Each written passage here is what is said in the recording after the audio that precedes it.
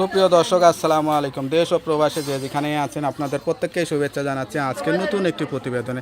দেখতেই পাচ্ছেন আমার সামনে একটি আপু আসছে। আপুটা দেখতে শুনতে অনেকটাই উঁচু লম্বা।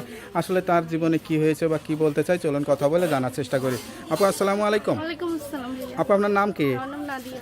নাদিয়া। আপু কেমন আছেন আপনি? এই তো আলহামদুলিল্লাহ ভালো আছি। আপনি ভালো আছেন? ভালো আছেন? জি ভালো। আপনার বাড়ি কোথায়? আমার বাসা টাঙ্গাইল। টাঙ্গাইল? হ্যাঁ, থাকি সাভারে।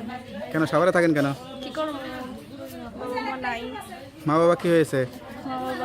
বাবা ছিল, মা ছিল, আব্বু একটা বিয়ে করছে আর আমার একটা ছেলে পালিয়ে গেছে। হ্যাঁ রে, তা আপনার জীবনটা কিভাবে কাটতেছে? এই তো মানুষের বাসা বাড়ি কাজ করে কাটতেছে।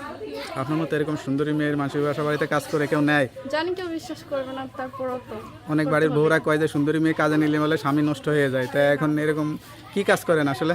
কি কাজ করি তো, রান্না বান্না, জামা কাপড় ধোয়া, ঘর বাড়ি ঝাড়া পোছা এদিকে করি। লেখাপড়া করছিলেন? কিছুটি করছিলাম, আব্বু রিক্সা চালাই তো ঠিক মতন করতে পারিনি। রান্না বাড়া করে তো আটটাত কালো হয়ে যায়। আপনার আটটা তো সুন্দরী আছে, তাহলে আপনার তো মনে হচ্ছে যে লেখাপড়া করেন, মানে ইউনিভার্সিটিতে পড়েন সেরকম মনে হচ্ছে আসলে। এরকম দেখতে তো মনে হবে, কি করবো ভাইয়া, যদি বাবা মা থাকতো কাছে তাহলে লেখাপড়া করতে পারতাম। তো মাস্ক লাগায় ভিডিওতে আসছেন কেন? মাস লাগাই ভিডিওতে আছি কেন ভাই, আমি পাশে তো নামাজ পড়ি, যাদের সত্যি কথা। আর আমি চাই না আমার মুখটা সবাইকে দেখাইতে যে আমার স্বামী হবে, যে আমার মনের মতন হবে, আমি তাকে দেখাচ্ছি। নাকি কোনো মনের মানুষ আছে সেই কারণে মুখ ঢেকে আসছেন? মনের মানুষ থাকলে কি আর প্রতিবেদনের সামনে আসতে হয়তো, মনের মানুষ নাই বলে তো প্রতিবেদনের সামনে এসেছি। আচ্ছা আচ্ছা, জীবনে কি ইচ্ছা ছিল আর কি হয়েছেন? জীবনে ইচ্ছা ছিল পড়ালেখা করে একজন মানুষের মতন মানুষ হবো, কিন্তু ঘরের যে অবস্থা ছিল পড়ালেখা করতে পারিনি, আব্বু আম্মু করাইতে পারিনি। তার জন্য প্রতিবেদনের সামনে আসতে হয়েছে। আসতে চাইছিলাম না, কিন্তু সংসারটা ভালো মতন চলতে পারতেছিলাম না, কি করব। মানুষের বাসায় কাজ করে কই টাকা পাই, দিয়ে দিয়ে কোনো মতন সংসারটা চলে। জি, আপনি কি আয়নাতে কখনো দেখছেন যে এরকম উঁচু লম্বা এত সুন্দরী হয়ে মানে মানুষের বাড়িতে কাজ করতে হয়? এর সাথে মডেলিং র্যাম ট্যাম করলেও তো অনেক কিছু করতে পারেন, অভিনয় জগতে ঢুকে গেলেও তো অনেক কিছু করতে পারেন। না, এসবের দরকার নাই ভাই, নামাজ কালাম পড়ে এসব করে কোনো লাভ নেই।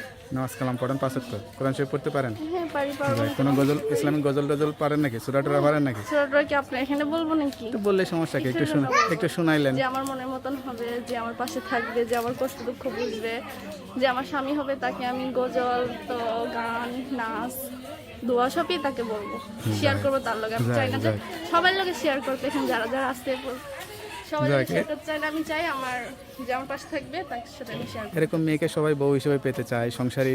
মানে আপনার তো কথা টথা শুনে মনে হচ্ছে একেবারে লক্ষ্মী একটা ঘরের বউ হবেন। তা কেউ যদি বিয়ে করতে চায় কীভাবে যোগাযোগ করবে? হ্যাঁ, যোগাযোগ করবো ফোন নাম্বারে, যে আমার কষ্ট দুঃখ বুঝবে, আমার পাশে সারা জীবন থাকবে, আমার আগ পর্যন্ত হাত ধরে থাকবে। আমি চাই সারা জীবন আমার হাত ধরে থাকুক, এরকম একটা মানুষ চাই। এই তো 2 দিন কথা বলবে, 3 দিন কথা বলবে, তারপর কথা বলা বন্ধ করে দেবে। হ্যাঁ, আপনারাই নাকি আসলে আপনি কি এর আগে প্রতিবেদন করছেন কখনো? আরে দূর, এটা কি বলেন, এর আগে প্রতিবেদনের সামনে আইসি নাকি আমি? মানুষ অনেকে প্রতিবেদনে আসে, তারা বলে যে 2 দিন কথা বলে টাকা পয়সা নিলে নাম্বারে ব্লক করে দেয়, এরকম বিভিন্ন ধরনের কথা শুনতে হয়। যেহেতু আপনি আসেন নাই, আপনার কথা শুনে যদি কেউ যোগাযোগ করতে চায় বা বিয়ে শাদী করতে চায়, সত্যি কথা বলবেন, কারোর সাথে 2 নম্বরেই, কারোর সাথে মিথ্যা কথা বলবেন না, ঠিক আছে? কথা বলি না, তো কিসের জন্য? আপনার নাম্বারটা একটু বলে দেন। আমি নাম্বারটা বলতে পারবো না, আমি দিতেছি, আপনি বলে দেন। তো আমার কাছে দেন, আমি বলতেছি। হ্যালো ভিউয়ার্স, কেউ যদি অসহায় সুন্দরী আপুর সঙ্গে যোগাযোগ করতে চান অবশ্যই এই নাম্বারে যোগাযোগ করবেন।